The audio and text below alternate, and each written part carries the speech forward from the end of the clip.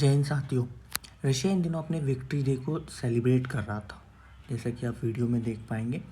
इस victory day period के अंदर ये लोग अपना शोकेस करते हैं, अपने बॉम्ब मिसाइल सब कुछ को, है ना, टैंक को। लेकिन एक्चुअल में क्योंकि रशिया और यूक्रेन का जो युद्ध चल रहा था, उस बीच के अंदर उन्होंने अपने सारे के सारे टैंक कहीं ना कहीं यूक्रेन के अंदर तैनात कर रखे हैं बॉर्डर पे, या फिर यूक्रेन के अंदर है। तो उसी के रिगार्डिंग जो यूक्रेन है उन्होंने एक वीडियो बनाई और लिखा कि Russia had exactly one tank AT-34, जो कि बना है 1940 के अंदर, to be the longest little tank in the world. ऐसा लेकर के रशिया के विक्ट्री डे का उन्होंने मजाक उड़ा दिया गया, क्योंकि सारे टैंक उनके कहाँ पे भेजिए, यूक्रेन वॉर के अंदर। आइए जानते हैं विक्ट्री डे के बारे में, ये क्यों इतना इम्पोर्टेंट है रशिया के इतिहास के बारे में। जय हिंद दोस्तों।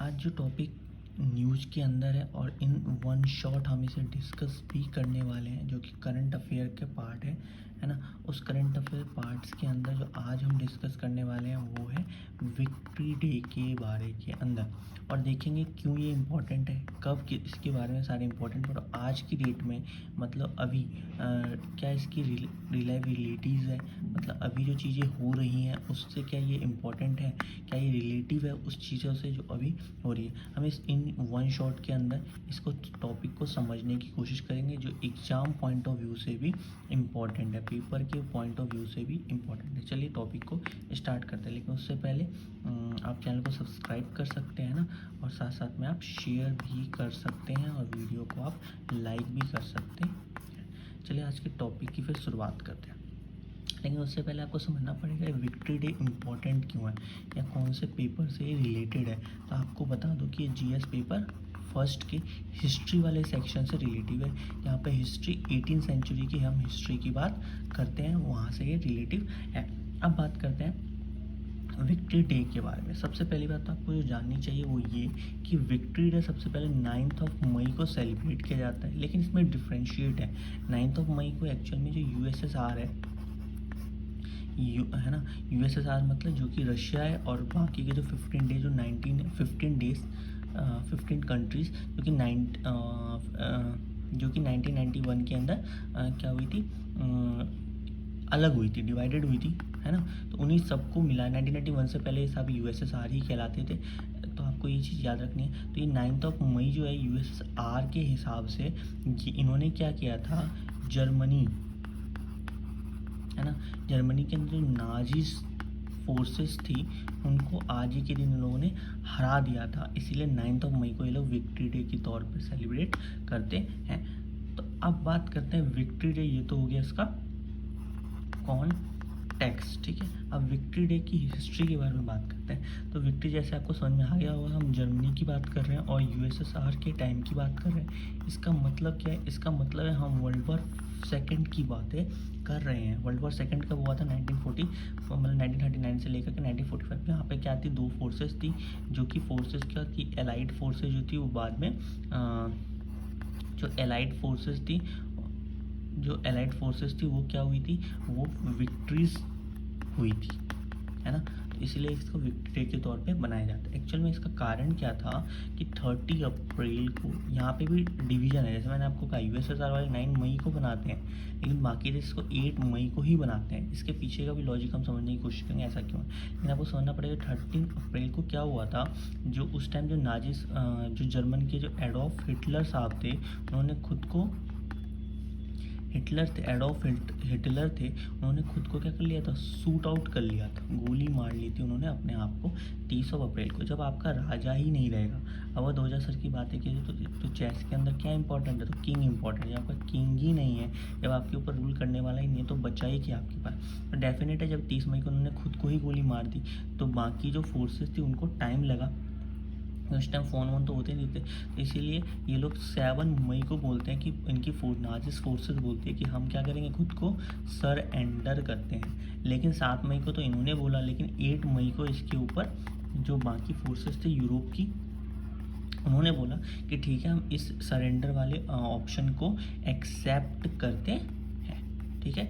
8 मई को इन्होंने एक्सेप्ट किया। इसीलिए आप देखोगे कि विक्ट्री डे जो होती है क्या होती है, जैसे इन्होंने 8 मई को क्या करें, 7 मई को नाजिस ने बोला कि भैया हम सरेंडर करेंगे, नाजिस ने बोला हम सरेंडर करेंगे, लेकिन 8 मई को जो यूरोप है, कौन, जो यूरोप की जो पार्टीज़ है, उन्होंने कहा कि ठीक है हम आपके इस सरेंडर वाले प्रपोजल को एक्सेप्ट करते हैं, सरेंडर वाले प्रपोजल को क्या करते हैं हम एक्सेप्ट करते हैं। तो जब आप सरेंडर वाले प्रपोजल को इन्होंने 8 मई को एक्सेप्ट किया, तो जो यूरोप है, खास करके जो वेस्टर्न यूरोप है, उन्होंने क्या किया, वेस्टर्न यूरोप वाले ने बोला कि ठीक है हम एक्सेप्ट करते हैं। तो 8 मई को ही वेस्टर्न यूरोप ने अपना विक्ट्री डे सेलिब्रेशन स्टार्ट कर दिया।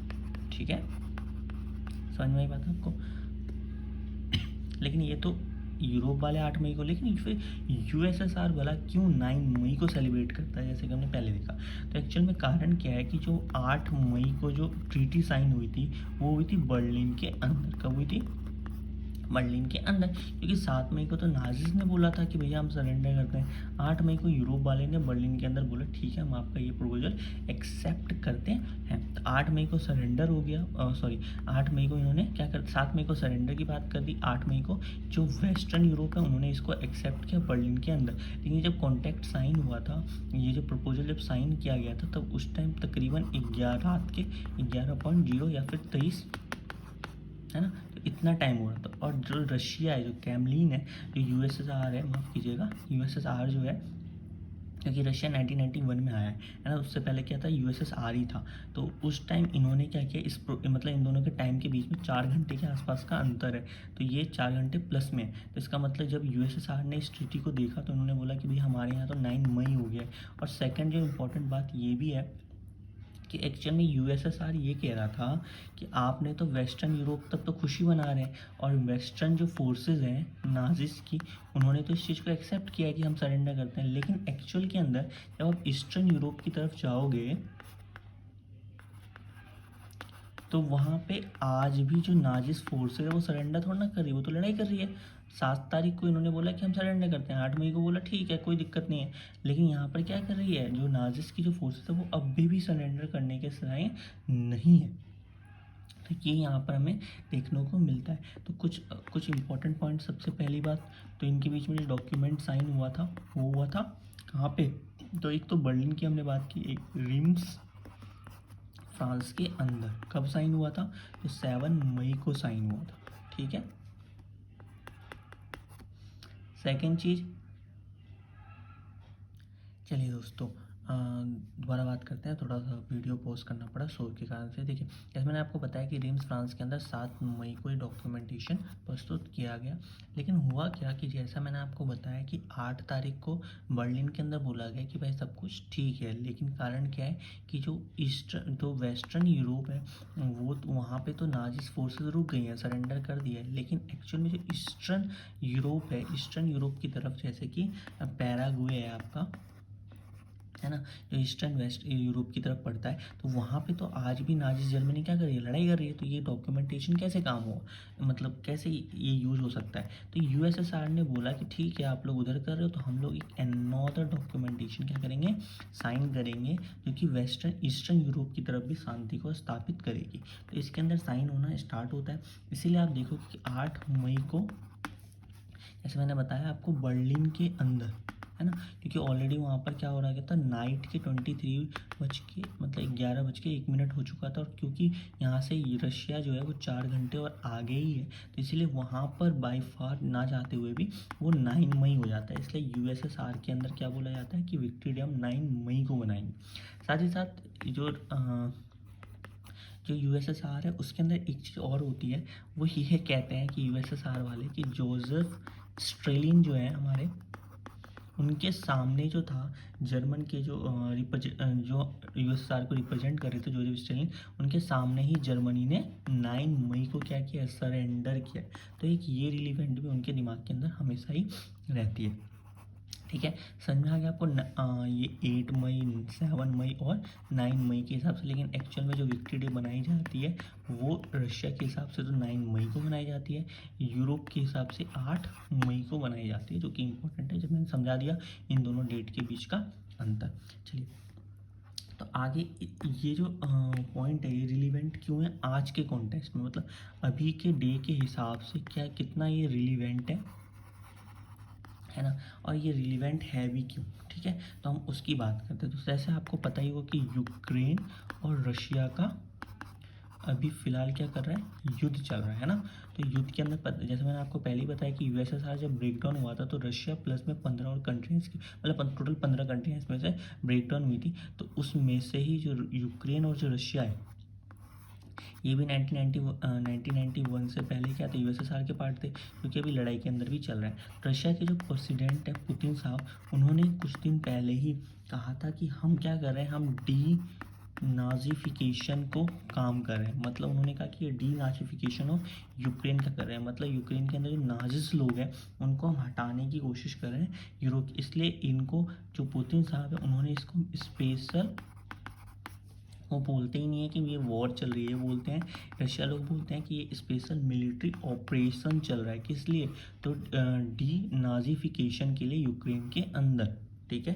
तो ये चीज़ आपको समझनी पड़ेगी। अब यहाँ पर जो रिलीवेंट है एक चीज़ और है कि वर्ल्ड वॉर जब सेकेंड हुआ था तो वहाँ पे भी जो ग्राउंड तैयार हुआ था डी नाजीफिकेशन के बेसिस पे ही तैयार हुआ था, इसलिए वर्ल्ड वॉर सेकेंड आपको धीरे धीरे देखने को मिलती है।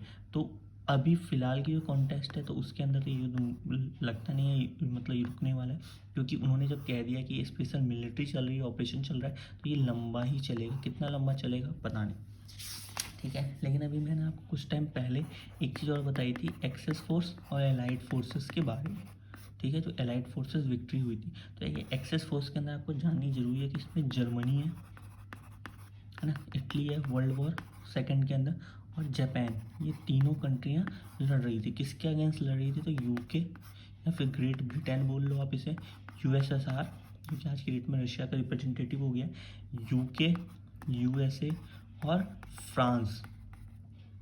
कितनी कंट्री हो गई, 1 2 3 4 5, एक कंट्री और था कनाडा, ठीक है। तो ये सारे देशेस जहाँ पे क्या करने पड़ रहे हैं, लड़ रहे थे। तो ये आज की इन शॉर्ट्स वीडियो का पहला पार्ट है, ठीक है। फिर बाकी पहला पार्ट है, तो हम आपके लिए और ऐसी वीडियो लाते रहेंगे जो इम्पोर्टेंट है करंट अफेयर्स के हिसाब से और हमारे जीके के हिसाब से, जनरल अवेयरनेस जीए और जीके के हिसाब से इम्पोर्टेंट है। फिलहाल के लिए इतना ही, जय हिंद।